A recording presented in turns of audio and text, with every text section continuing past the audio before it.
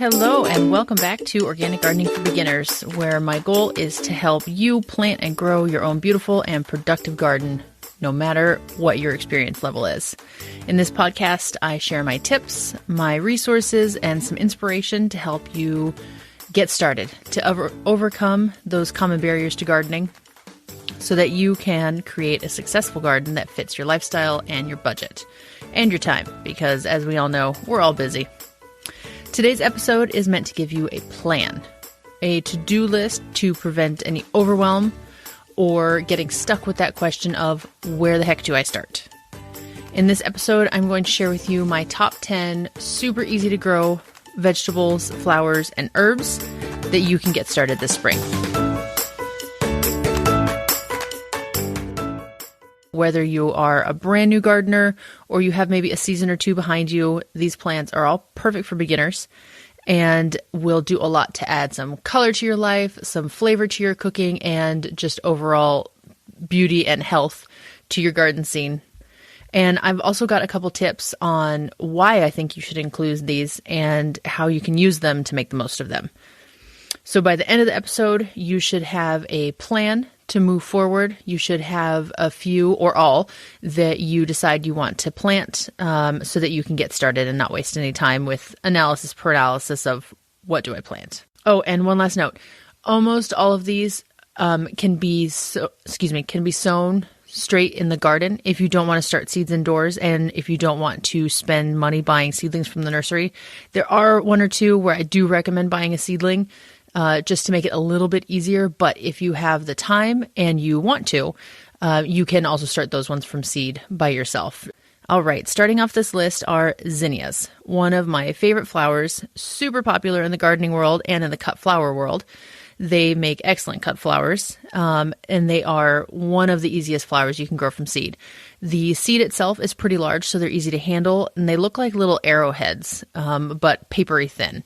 And they grow after all risk of frost has passed. They are a warm season flower, so you don't want to plant them while the weather's still too cold.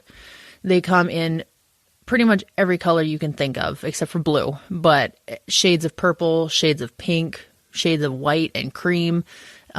There are lots of blush and rose and salmon type colors, which are my favorites. And these are great for pollinators, for attracting pollinators. From hummingbirds to bees to butterflies, they will be all over these zinnias. So they are great to leave in the garden, but then they are also awesome to cut and bring a bouquet into your house. Another flower, the second one on my list, is a sunflower. Probably one of the most iconic and classic garden plants to grow. Similar to zinnias, you can find them in a great variety of styles, whether those are shorter dwarf plants, super tall mammoths that grow like 10 feet tall, a huge range of colors from white to cream to pale yellow, dark yellow, burgundy, almost brown, anything to suit your preference and your garden style.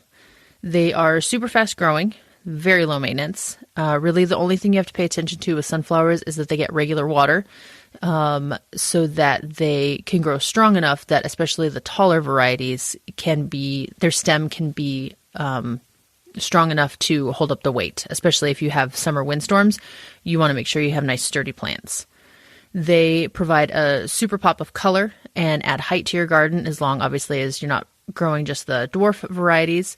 And similar to zinnias, they definitely pull in the pollinators. They definitely pull in the birds. So if you particularly enjoy wildlife in your garden, then sunflowers are definitely one for you to make note of. During the season, the pollinators will be on your sunflowers to collect the pollen, to drink the nectar. And then as the sunflowers start to go to seed, if you leave those plants in your garden, then the birds will come to pick through the seeds, the seed head on the top of the sunflower. The first veggie that I recommend, number 3 on the list, is zucchini, which if you've ever had a neighbor who has gardened, it's possible that you have been ding-dong ditched with a bag full of zucchini left on your porch because they grew more than they needed.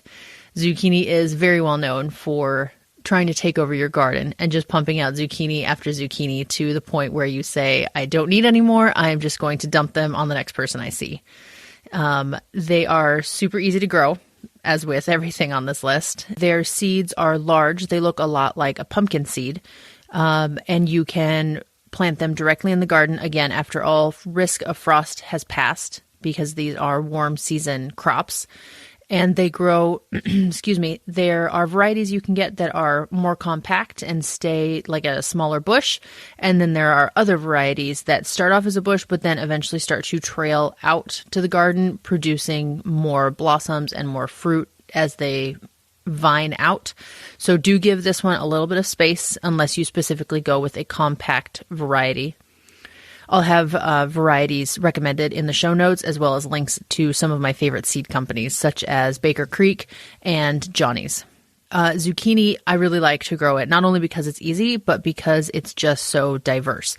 You can use zucchini in savory dishes like a stir fry or a pasta dish, but then you can also use it for sweet dishes like a zucchini bread or zucchini muffins.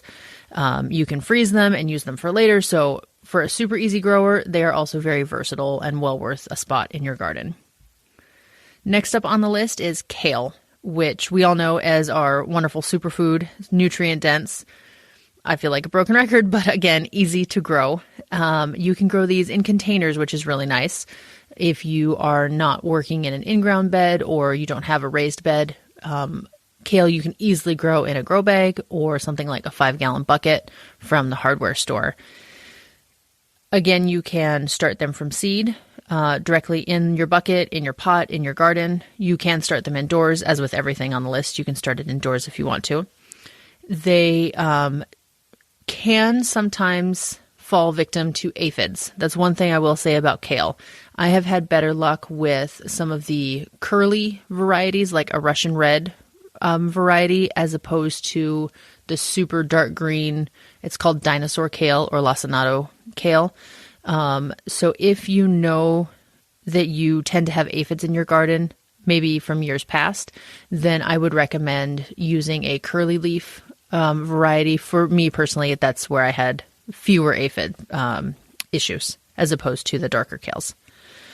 And kale, just like zucchini, very versatile. You can use them in salads, in smoothies. You can cook with them, make kale chips. So they can be used in more way than one, making them pretty multi-purpose.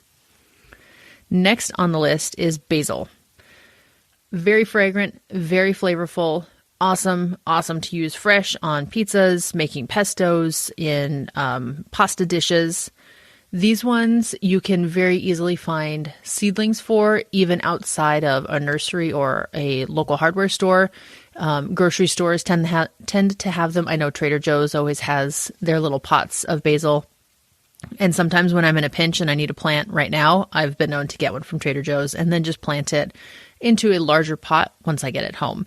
So that way it will continue producing for a lot longer than if I left it in the small original pot. These ones love the heat. So if you have a warm, sunny spot in your garden, put your basil there, maybe even with your zucchini because it loves the heat too. And it will grow all summer long as you keep picking the leaves. Once the plant starts to go to seed, you can pick off those seed stalks and get a little more life out of your plant. But if you decide to let it go to seed, then it will bring in birds. The birds love to eat the basil seeds. And before the actual seeds, the bees will come in all over the flowers. I've never seen butterflies on basil plants, but I'm sure that they would stop by if they notice it. Number 6 on my list, which goes hand in hand with basil, are tomatoes. Now, this is one where I do recommend starting with a seedling, especially if you're listening to this in real time, which it's mid-May, because they take a while to get going. Usually you need anywhere from 8 to 12 weeks of indoor growth for tomatoes before you plant them out into the garden, especially if you're growing in a cooler climate where you have a shorter growing season. Finding a seedling from the nursery or, again, even a grocery store will most likely be a very easy task at this point in the year. You can find seedlings for smaller plants, dwarf, compact plants meant to be grown in containers. You can find seedlings for cherry tomatoes, for big slicers, for heirloom tomatoes, which tend to grow about a pound or more per tomato. So pretty much any type that you are after, you can find a seedling for.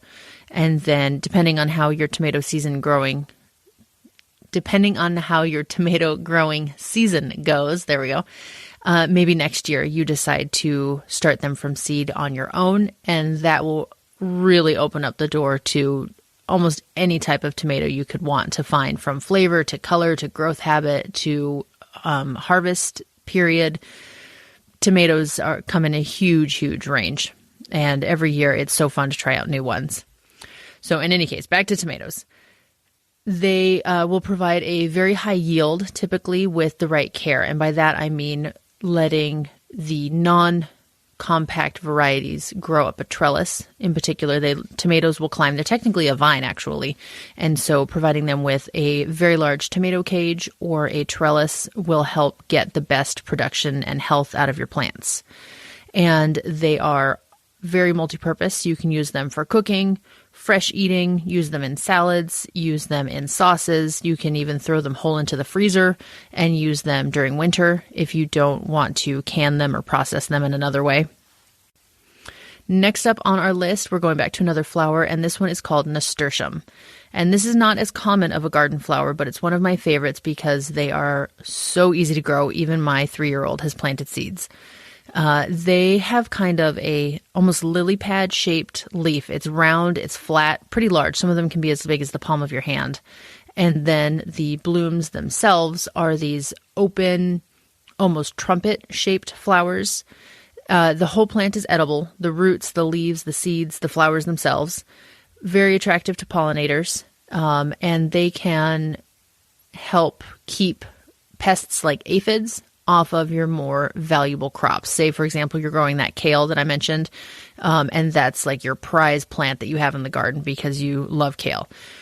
If you plant a nasturtium nearby, then chances are the aphids are going to go for that nasturtium and leave your kale alone. This is known as a trap crop, where you are more or less trying to divert the attention of the pest away from your more valuable crops towards kind of a sacrificial plant, more or less.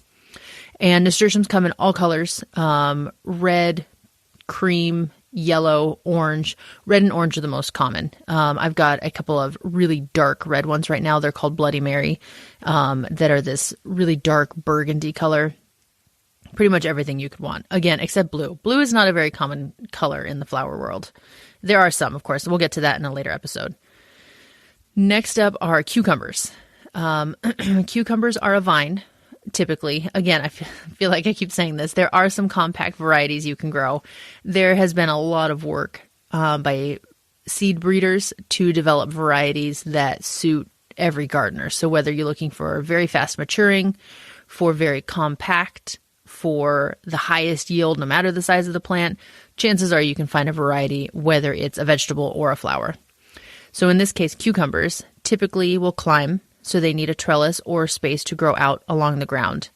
They will yield quite a few cucumbers with minimal effort, similar to tomatoes, as long as they get regular water and warm weather. Cucumbers won't grow in colder weather. They, like I mentioned, can be grown in containers or in the ground. And again, another multi-purpose vegetable that you can use for salads, for pickling.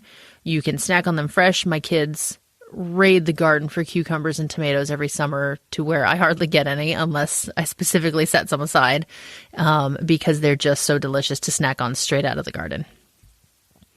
Next up are green beans. You can grow these as bush beans or pole beans, meaning the pole beans will climb up a trellis. They are typically very fast growing, very high yielding, kind of a pain in the butt to harvest because you have to really comb through, and the seed pods tend to blend in with the stems and the leaves. So not difficult, you just kind of have to pay attention. As with many other varieties on this list, you can grow them in containers, especially the bush beans, or in the ground.